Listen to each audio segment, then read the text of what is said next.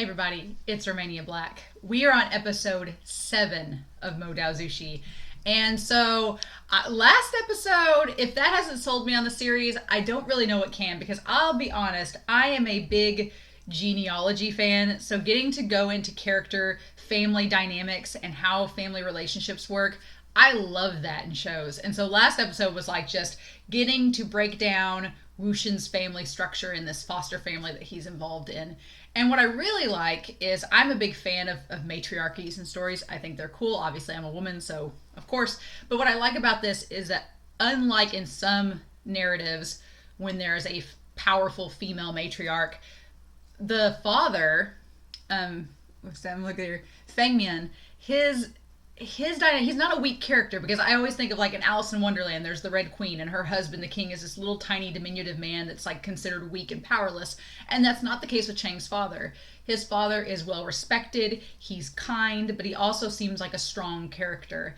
And that contrasts and parallels her strength as a character, but she's much more direct and kind of aggressive, whereas he's more thoughtful and reserved. And I like that dynamic between them. They both seem like they're respected characters from different perspectives, and they both play off each other in interesting ways. Obviously, it's revealed their marriage was arranged itself, so there's probably some tension between them because they didn't get to choose who they married, but they've made it work because they have Chang and Yanli, who Yanli is like the most adorable cinnamon roll ever. She's wonderful. And their characters, both Chang and Yanli, they both have their own strengths as well.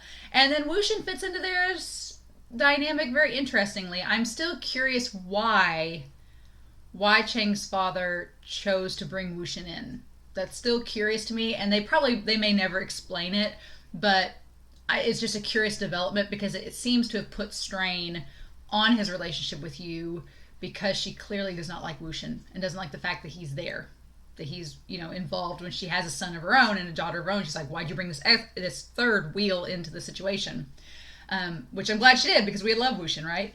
But I really like this dynamic, and I love how last episode kind of discussed how the family structure works there. And also we got to see Wuxin's kind of more vulnerable side. Like he felt guilty in the hot springs for Wanji getting the extra 50 beatings. But in this last episode, you can tell he genuinely feels bad for Yanli, and he kind of feels like he's been a big part of this whole conflict, which he was, but still, it's an interesting dynamic. And so I liked last episode a lot. Looking at this character sheet, though, I've got this character sheet pulled up in front of me. I've noticed two things, and I want to point them out, because the character sheets that I've been given have been updated for each episode. So when you watch episode 7, it's just updated on here what happened in the previous episode. So it's not spoiling me on anything, but there's two things on here that I just now noticed. And one of them makes so much more sense now and is much more hilarious to me looking back. So in episodes 1 and 2, we got the idea that Wuxin was reincarnated or summoned into the body of Shan Yu, which is Ling's uncle.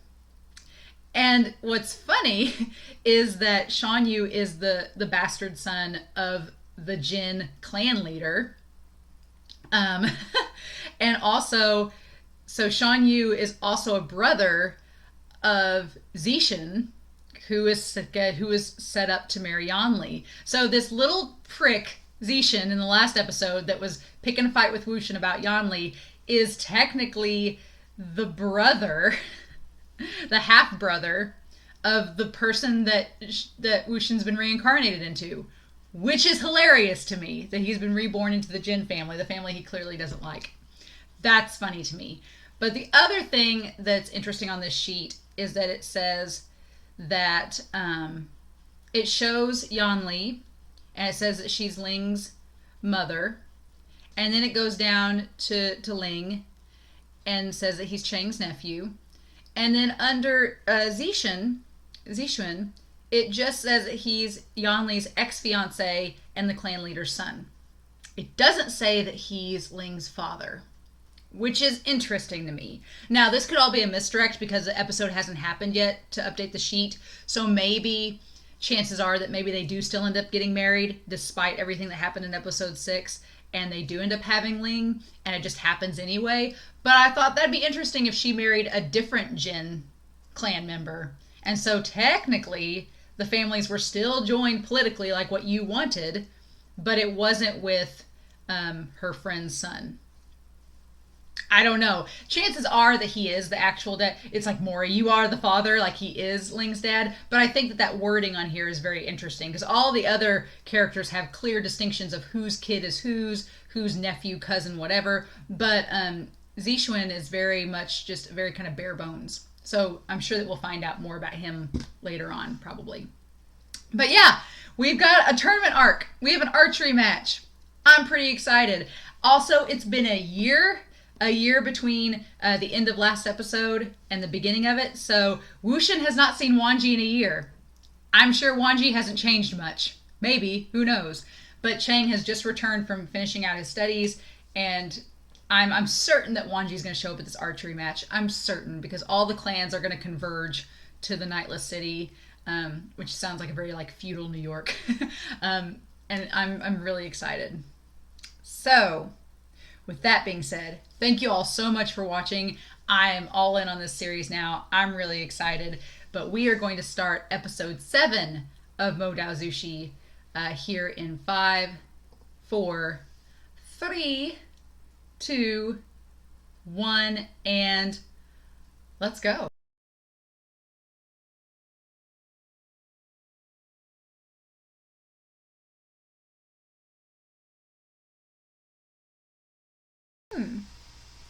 Interesting. Interesting. Yeah. Okay. So, this episode was so good. Okay, also, Wen Ning, cinnamon roll. And he's the corpse. He's the zombie from episode 2, which no wonder Wushin was like, "Holy crap, what?" Like when he summoned him back, like that, no wonder, because I'm like, Ning was such a little cinnamon roll in this episode, like this sweetest little kid that like had needed some confidence from like Wushin that you're a good archer, and then when you look back, you're like, oh, he's the zombie from episode 2, so he clearly died, but he looks so different, like and so lots of interesting developments here. Guangshan, the leader of the Jin clan, holy cow, what a diva. With his big fan being like, let's just drink, guys. Let's party. just obviously the wealthy clan leader. I find it very interesting that he's Zishuan's dad, the Yan Li's fiance, that he's the dad of him and Ling's grandpa, potentially. We don't get confirmation of that yet. And also Shan Yu's dad. Like he seems, I can see Shan Yu being, here you go. I can see Shan Yu being his son because they say that Shan Yu's a lunatic and he's super flamboyant. And the dad here, the Jin clan leader, seems super flamboyant and very like over the top and like with his fan, like, oh, we're fine. But it's curious that he's Zishan's. I'm guessing just like as in Chang takes after the mom, that Zishuan takes after the mom too, because it doesn't seem like his dad at all, just like Chang doesn't seem like his dad either, so that's interesting. I like the Ni clan leader. He's super aggressive, super like, oh, I don't want to take this bullshit, what's this? And of course it's the Lan clan being like, calm down, let's be respectful, let's follow the rules. Yeah, so that's interesting. And then Chang's dad being there is kind of like a kind of neutral force, like, we'll see what happens, you know. I really don't like Chao. What a punk, indeed, the Wen guy. And yeah, everybody's drank the Kool-Aid in the Wen clan, and there's this super sinister Wen clan leader that's been in the shadows. We just see his eyes and his mouth, but not together. We don't see the whole face. So that's interesting. I'm really curious. Wushin, he's away.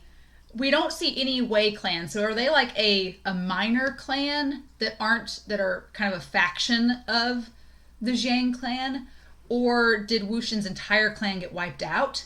And Wushin was like the last surviving member and Chang's dad just took him in? And that's that? Because he wears the clothes, I'm assuming, of his clan.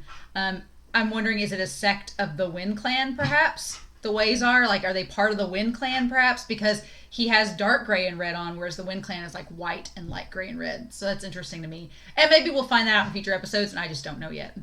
I don't know. I felt bad for Chang at the end because Chang had this look on his face like he thought he won the archery competition, but it was Wushin for the Jiang clan.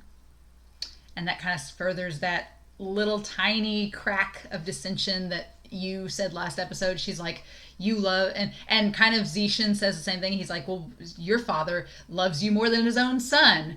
And it was like, oof. And then you clearly doesn't like Wushin because maybe, and she's like, you've never been impartial. You've always preferred Wushin over your own kid. And it's like, oof. I'm getting very Game of Thrones Ned Stark vibes with like Jon Snow, where Wushin kind of has that like the bastard kid that was taken in. I don't know. I don't know. He doesn't. I don't think he's Chang's actual kid. He's just adopted. But unlike the whole Stark thing, but you can clearly tell that Chang's dad is proud of Wushin. I don't think he loves Wushin more than Chang, but you can tell Chang's kind of been conditioned to having people say this, and so the fact that Wushin wins the archery tournament just kind of cements it a little more, which I can see that causing like a rift in the future, especially if Wushin does stuff he's not supposed to do, like with the resentful energy. I can see that causing some dissension. But yeah, Wen Ning, just a baby, a cinnamon roll. I'm so shocked. And then the whole thing with Wanji and the ribbon, and somewhat Woo on Patreon was trying to tell me something about it, but I haven't looked back at her post because I wanted to watch this episode first. So when I do a reaction to episode 8, I'll have gone back and read what she said about it because it was in a spoiler tag and I didn't click on it because I didn't want to be spoiled for this episode. But my interpretation without looking at that spoiler is just that, you know, we've established that Wanji is very conservative of his body. He doesn't want people touching him. He doesn't like people getting around him. He wants to. His body is a temple, and Wushin just keeps poking, and I love him for it because he's like, "Come on, lighten up." And then he's like, "Oh, hey, your headband, let me fix it." And then he caused it to come off. And for Wanji, that was the last straw. He's like, "Nope, I can't be around you anymore. You're getting in my bubble." And it's like, "But Wanji, you need to lighten up a little bit."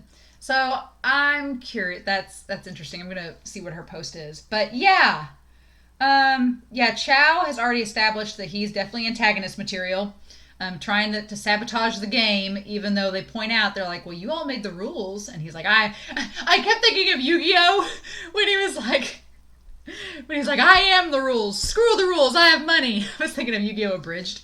It's like with screw the rules. I have money. I love it. But I love the dynamics here of this competition. The competition was really unique. That was really cool.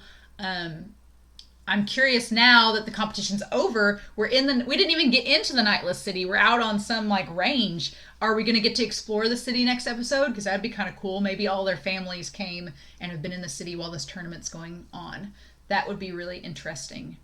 But yeah, new characters, lots of new dynamics. More interactions between Wanji and Wushin. Wanji just still not having his antics. He's like, I've been gone a year and you've ticked me off to the moment we've seen each other. But I really want to see more of Wen Ning. He's a precious cinnamon bun. I want more explanations. And I want the Jin's son, the clan leader's son, I want him and Yanli to interact, at least to find out if she actually ends up marrying him or what ends up happening. But yeah, some interesting things. So I don't know, y'all. But that was a really good episode. I hope you all enjoyed this reaction. Thank you all so much for watching. Please feel free to comment down below. Please, no spoilers.